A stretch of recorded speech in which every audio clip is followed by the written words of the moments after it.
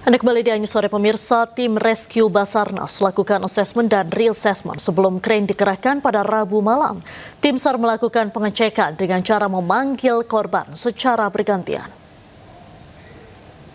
Yang dengar suara saya, untuk Anda yang berada di dalam, kalau Anda mendengar suara saya, ketuk benda keras di sekitar Anda 3 kali, atau teriak minta tolong. Pada fase pertama, tim melakukan pengecekan tanda-tanda kehidupan di site A1, A2, dan A3. Tim SAR melakukan pengecekan dengan cara memanggil korban secara bergantian.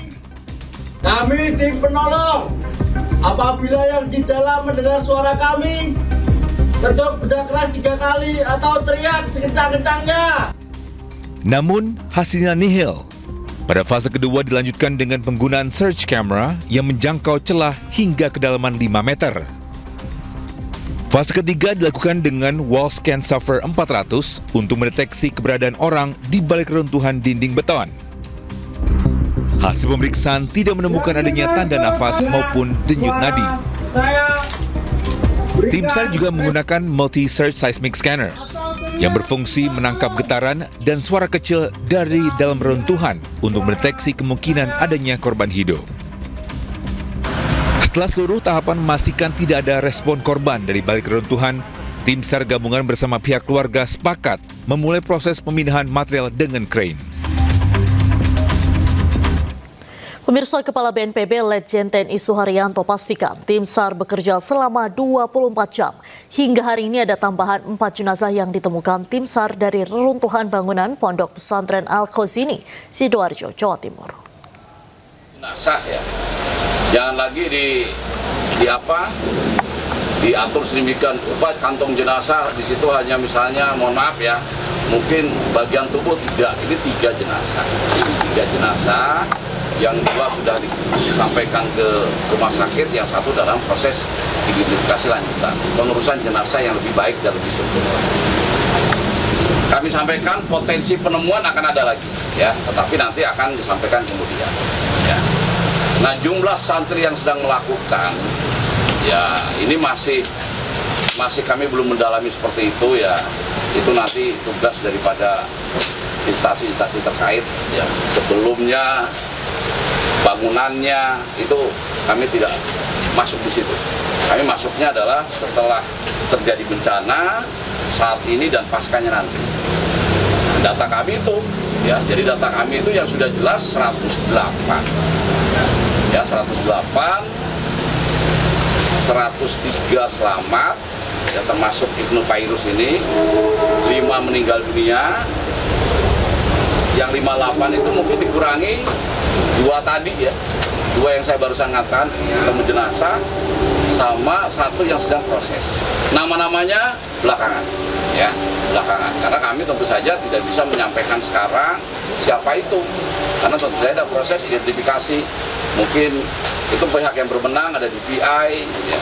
Tapi pasti saya sebagai Kepala BNPB, Koordinator Penanganan ini akan menyampaikan sejelas-jelasnya kepada media setelah itu betul-betul datanya lengkap dan rinci. Proses evakuasi ini tidak gampang, tidak seperti bencana-bencana lain yang korbannya itu ada di situ. Ini kan butuh diambil, untuk mengambilnya juga butuh mengangkat tadi balok-baloknya juga tidak mudah diangkat, harus dipotong dulu. Rekan-rekan media yang tiap hari di sini kan melihat itu, ya. Dan saya rasa juga pasukan sudah banyak di situ, sudah 24 jam, dan kami akan mendampingi terus sampai ini selesai. Saya katakan, kalau data kami yang hilangnya ada 58, dikurangi mungkin yang 2 itu, nah, masih banyak kan? Nah, secepat mungkin. Saya bicara ini karena banyak yang tanya kenapa dari kemarin saya bicara sampai tadi malam, saya pagi ini kok nggak ada yang ditemukan. Bingung kan orang. Makanya kita jelaskan, bukannya tidak ditemukan, butuh waktu. Nah, sekarang mungkin lebih cepat daripada kemarin karena sudah sampai di titik yang diperkirakan korban-korban itu ada di sini. Ya, mudah-mudahan hari ini sampai malam, sampai besok sudah semua ketemu. Minta doanya dari rekan-rekan media.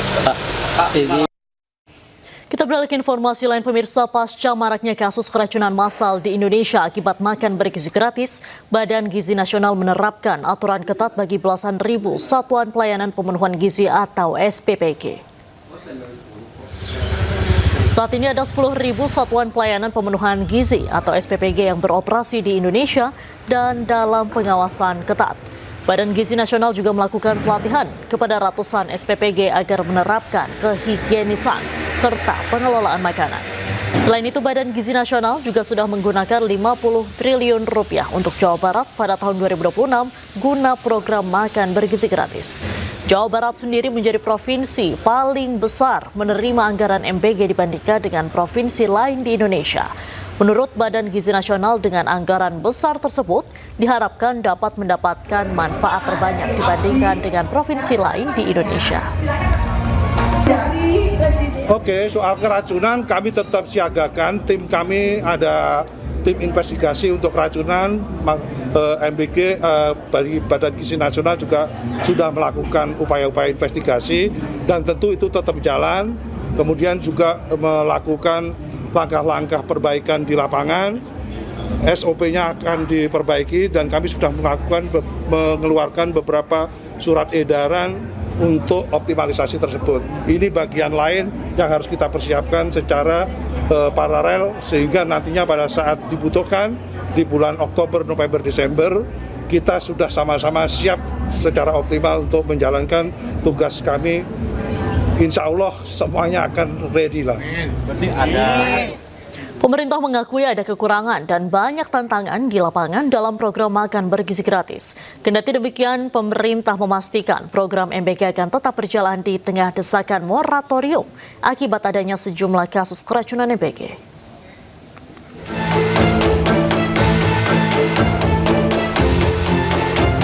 Menko Bidang Pangan Zulkifli Hasan mengaku ada kekurangan dan sejumlah tantangan dalam menjalankan program makan bergizi gratis. Kendati demikian, pihaknya mengaku telah bergerak cepat melakukan perbaikan agar manfaat dari program MBG tetap sampai ke masyarakat. Tentu saudara-saudara, karena ini program yang Bapak Presiden selalu programnya itu mendasar, besar, dan tentu memberikan dampak yang luas, juga tantangannya tidak ringan, ya, karena besar.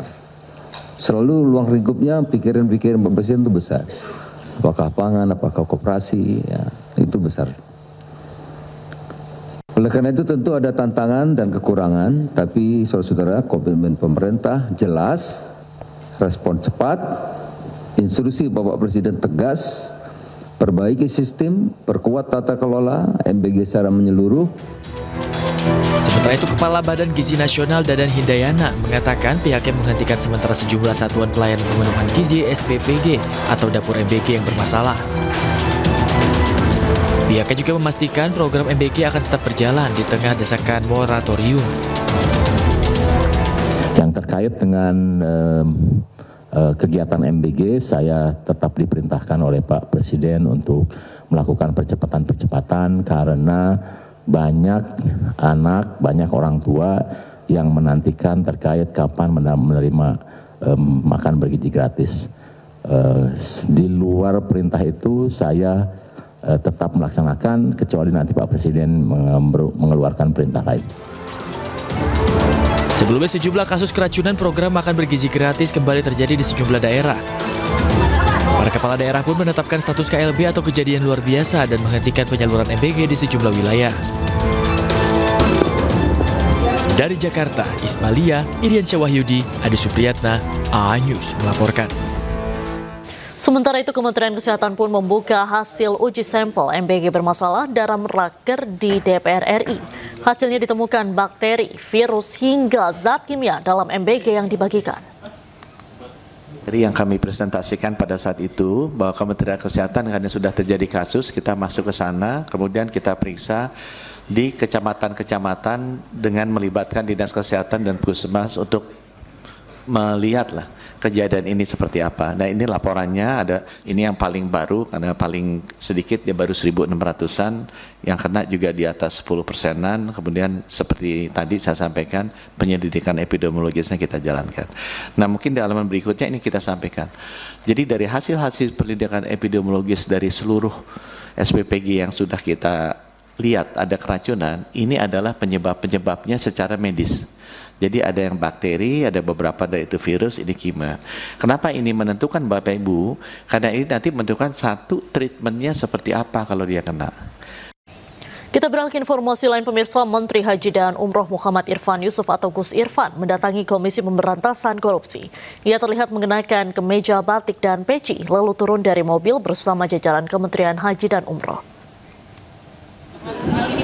Kehadiran Menteri Haji dan Umroh ke KPK di tengah penyidikan korupsi kuota haji.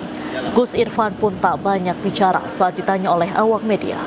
Meski demikian, KPK menyebut kehadiran Menteri Haji dan Umroh ini dalam rangka audiensi untuk pencegahan korupsi.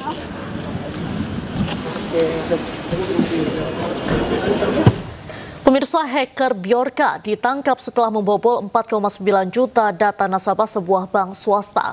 Tersangka juga mengaku memiliki data sejumlah perusahaan untuk diperjualbelikan secara ilegal.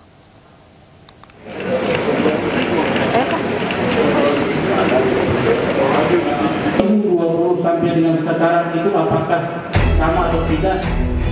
Pria berinisial WFT ini ditangkap petugas Direktorat Reserse Cyber Polda Metro Jaya di Kecamatan Kakas Barat, Minahasa, Sulawesi Utara akhir September lalu. Ia diringkus setelah mengaku membobol 4,9 juta data nasabah sebuah bank swasta dan mengaku sebagai hacker dengan nama akun Jorka, seorang hacker yang paling dicari di Indonesia. Sebelum ditangkap, tersangka beberapa kali mengganti nama akun, mulai dari Jorka, Skywave, Sin Hunter, hingga Opposite 6890. Dari hasil pemeriksaan, motif tersangka membobol data nasabah adalah untuk pemerasan. Pelaku ini dengan menggunakan akun X yang mengatasnamakan Bjorkanesia itu memposting dengan tampilan salah satu akun nasabah bank swasta dan mengirimkan pesan juga ke akun resmi bank tersebut dan mengklaim bahwa sudah melakukan hack kepada 4,9 juta akun database nasabah. Sebelumnya tersangka diketahui sudah beraktivitas di media sosial dengan nama akun Jorka sejak tahun 2020. Tersangka kini mendekam di tahanan Polda Metro Jaya dan terancam hukuman 12 tahun penjara. Dari Jakarta, Dan Helmi Sanjangbati, iNews melaporkan. Viral bendera merah putih robek saat gladi kotor HUT ke-80 TNI di kawasan Monas, Jakarta. Informasi selengkapnya kami hadirkan usai jeda, tetaplah di iNews Sore.